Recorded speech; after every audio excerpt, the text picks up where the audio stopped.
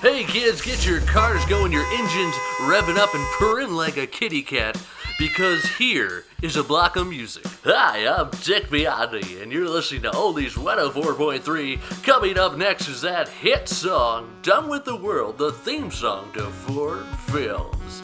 Check it out and stay tuned. Hello, and welcome to another classic episode of 4 Films. Speaking of, while some films may wither and fade, truly classic films, those are the ones that'll stay around for generations to come.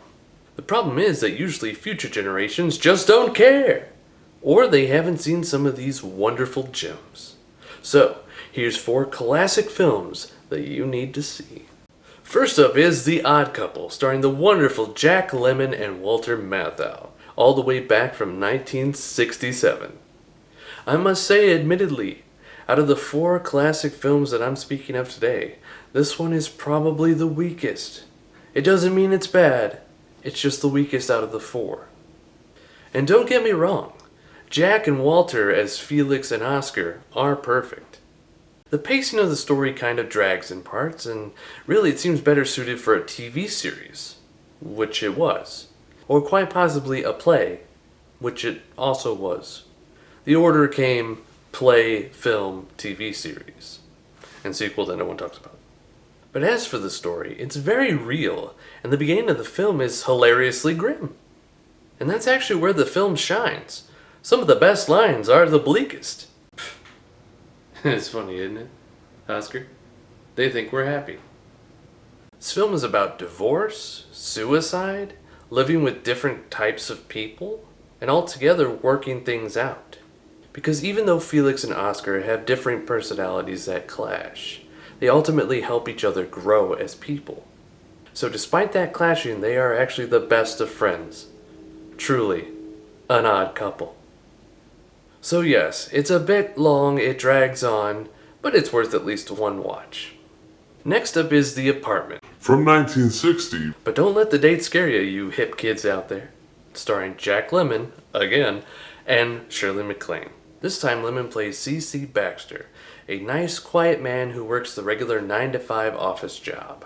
But the twist is he's so nice and so giving that he lets the higher-ups use his apartment. For what? Well, to cheat on their wives, of course. Yes, cheat on their wives like the scumbags they are. During C.C. Baxter's normal routine, he grows smitten with Fran Kubelik, the elevator lady. Fran happens to be the same lady that his boss, Mr. Sheldrake, wants to take to his apartment. Wackiness ensues. And again, we have a serious story set in something that's supposed to be a comedy, and again, it's dealing with suicide. And yet it still dishes out the laughs with strong performances from the leads, Lemmon and MacLaine. And it does ultimately end up being a pretty sweet film. The end always makes me smile. And unlike a lot of the older films, while the suicide and depression in both this film and The Odd Couple are played up for laughs, it's actually done in a very respectful and serious manner. The characters involved don't want them to do this. They see it as it's pretty much wrong. In The Odd Couple, it's thanks to friends that the suicide is prevented. In The Apartment, it's thanks to neighbors and someone who really cares. So while yes, these classic films may all be considered dated in many ways, I do applaud their effort to take it seriously enough to where the characters actually respond to this problem. Third up, also from 1959, is Some Like It Hot, starring Tony Curtis, Jack Lemmon, and Marilyn Monroe. Both this film and The Apartment were directed by Billy Wilder, also co-written by him and someone named I.A.L. Diamond, whoever the hell that is. Curtis and Lemmon star as Joe and Jerry, 2 Chicago musicians down on their luck in 1929. After a raid by the police, they flee to take a job in Florida. So really they're not doing much better because that would be volunteering for torture. Oh, and they dress up to be girls in a girl band. Wackiness ensues! As you may have noticed from some of these films already, just by me discussing them, they seem to be the originators of a lot of comedy tropes that we today think are cliches. And it's really not a bad thing in the context of these films. they are older than most of the films that we've seen those tropes in. So really, good for them. And a little side note, Marilyn Monroe is actually very good in this film. Despite her having to read some lines off of a blackboard, just out of camera's view, she does a pretty good job. Oh, and her name is Sugar.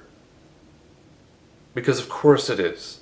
Because I don't know if you've ever looked at Marilyn Monroe and thought, wow, she's attractive, or wow, she's a junkie whore that's going to die. Either way, I have to say, her performance in this film is very good, and she looks pretty damn fine, if you get my drift, fellas.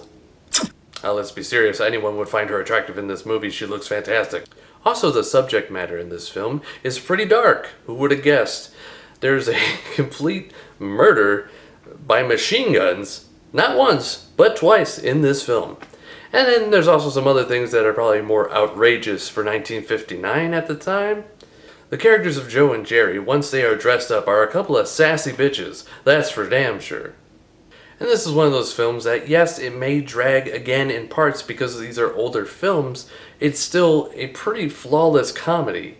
Like, it has a lot of laughs in it, and yes, again, they may be outdated, but you need to see this film to realize, like, hey, some of the comedy didn't hold back, even back then. And some of the things they say and do in there, you don't expect from a movie from 1959. It's definitely worth a watch. Plus, it has one of the best endings I've ever seen in a film. Last, and certainly the best, is also 1959's North by Northwest, starring Cary Grant and Eva Marie Saint, directed by the one and only Alfred Hitchcock. Cary Grant plays the Manhattan advertising executive Roger Thornhill, who is confused for a spy, kidnapped, and framed for murder.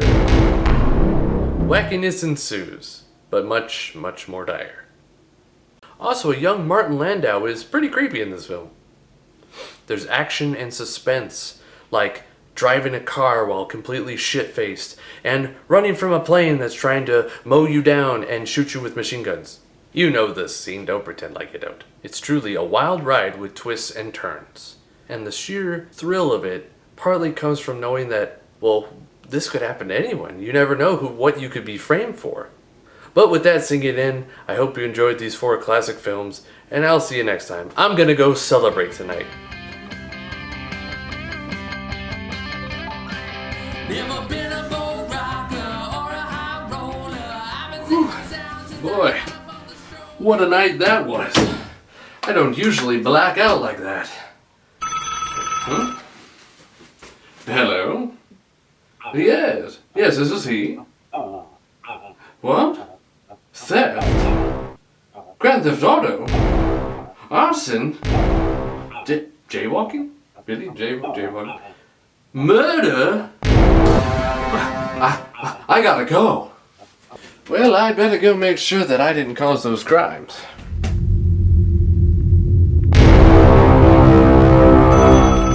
Hello? Oh, yes, I can't just hang up on an officer, that's right.